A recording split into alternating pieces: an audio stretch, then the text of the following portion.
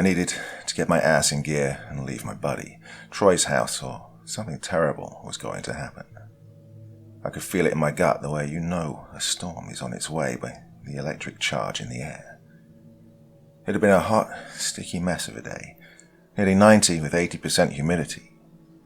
We'd spent the day swimming, listening to music, and sneaking a few beers poolside while his parents were in upstate New York for a wedding. My dad was a bit strict and didn't like me to be out past dark.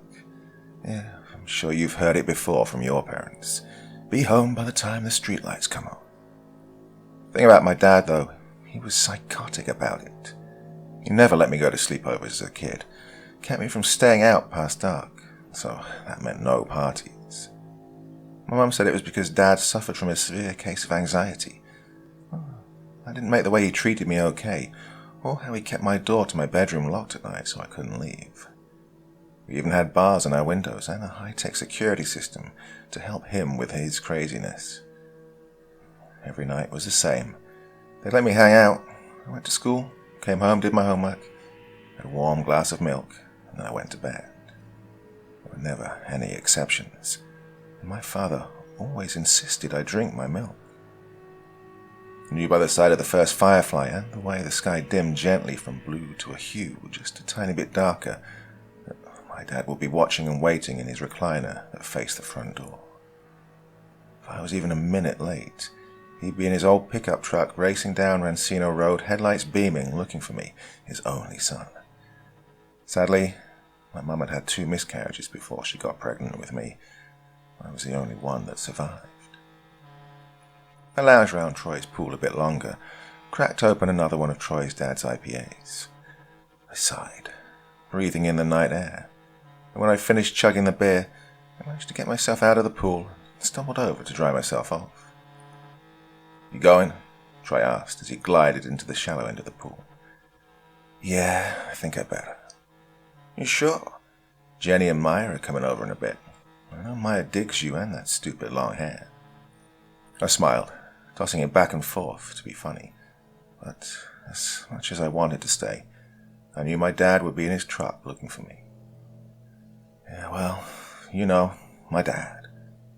Yeah, I know he's strict, but come on, it's our last summer before graduation. I gotta go."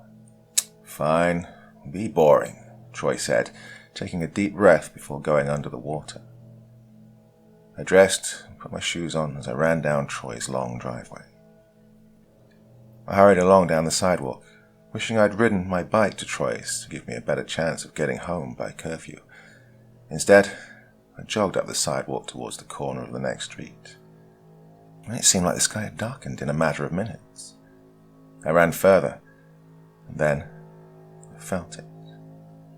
My face hit the sidewalk, and in my ankle a sharp pain began to appear. God damn uneven pavement. I was already late, and now I'd be even later. I cringed when I looked up. The streetlights had just come on. I could already hear the truck pulling out of the driveway in my mind's eye.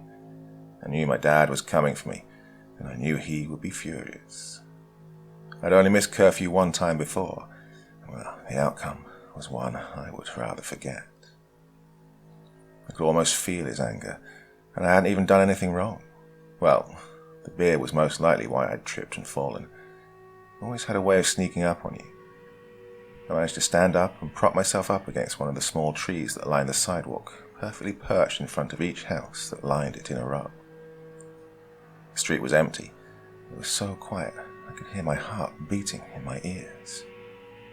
The light of the moon was now high in the sky, giving the whole eerie feeling I was getting that extra oomph. I heard something behind me that gave me pause. I could hear a rustling in the bushes near me, and then 2 red eyes appeared. I managed to move my leg along as fast as I could to get out of there. For once, I wanted my father's truck to appear. A shadow leaped out from the bushes, and I saw something I can't quite explain. When I blinked, it was there. When I blinked again, it was only a dark swirl of black mist. A large creature with the head of a wolf had appeared. Its legs, which I managed to get a good look at, were pointed backward. It had dark grey-black fur and large teeth. And the teeth appeared from a Cheshire cat-like smile. And as my heart was pounding out of my chest, I heard the screeching of tires. My father pulled up alongside me as I tore my eyes from the creature to another scary monster, namely my dad. I looked back, and he was gone. Must have had too many beers. But only looking at my father made me feel slightly relieved that I wasn't going crazy. "You're late," he snarled. "I fell. I think I hurt myself." "Oh, you could have called," he said, pulling away after I got inside the truck. "Yeah, I'm sorry." "Not good enough." When we pulled into our driveway, my mother was waiting. She was nervous, like something was wrong. "Oh, thank God you found him." My mother smiled at me and then looked at my father's angry face. "Get to your room." I walked inside my house and went to my room. I heard the doors latch from the other side. There were 3 locks, one at the top, one in the middle, one at the bottom, all made of steel. Now I could hear them arguing. "Look, I didn't give him his. All right, Joyce?" "Greg, he needs to drink it, or you may have to inject it," my mother was saying. I wondered what that even meant. "Do it now," she was saying to my father. I heard the rustling of the locks, and as my father was doing so, I felt a sharp pain in my side. I bent over as the pain seemed to worsen. The door was flung open, and the look on my father's face was one of pure fear. I need to inject you with something." "What?" I yelled. "Dad, I think I need to go to the hospital." "No, son. You just need to relax. This'll be over soon." I felt angry, and the desire to hurt him was strong. He came at me with a needle, with shaking hands.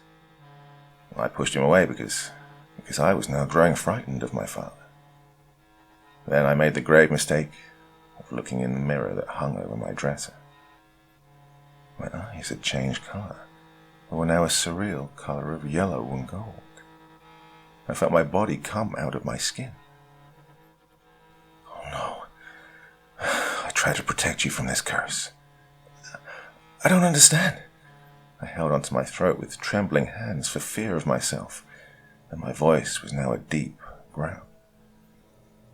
"Look, son, when you were a baby, you were born different. You were just like your brothers before you. You have that curse that skips every other generation. The doctor said if we can put you to sleep, then you won't turn into a monster. Come on, son, let me help you."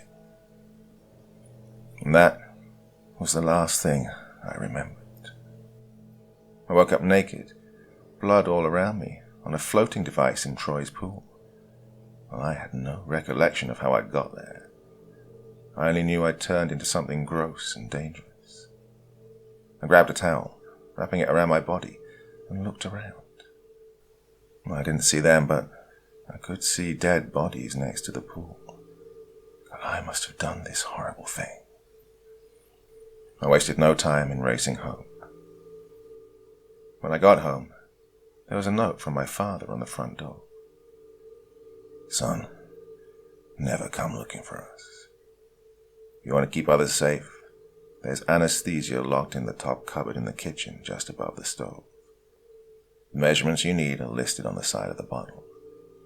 Damn, we tried so hard to keep you safe from ever knowing about this curse. If you ever need anything, you can call the doctor. There's a number on the bottle of medication. Yeah, he specializes in cryptid medicine. Love, Dad and Mom." Well, that night I locked myself in my house, inside my room, and held out the needle. I heard something strange from outside, though. It caused me to stop before I injected myself. When I looked outside my window, 3 creatures were looking up at me from outside. I slowly put the needle down, unlocked the door to my house, and joined them.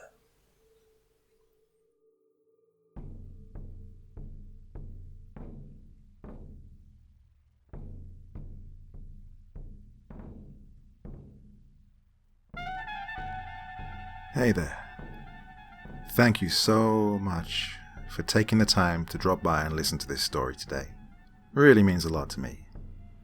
I put a lot of time and effort into making these videos, so it's nice to know that there's someone out there listening. Do me a little favor, would you? Click that like button, leave a comment, and if you really feel like it, why not subscribe too? Okay, happy tales everyone. See you soon.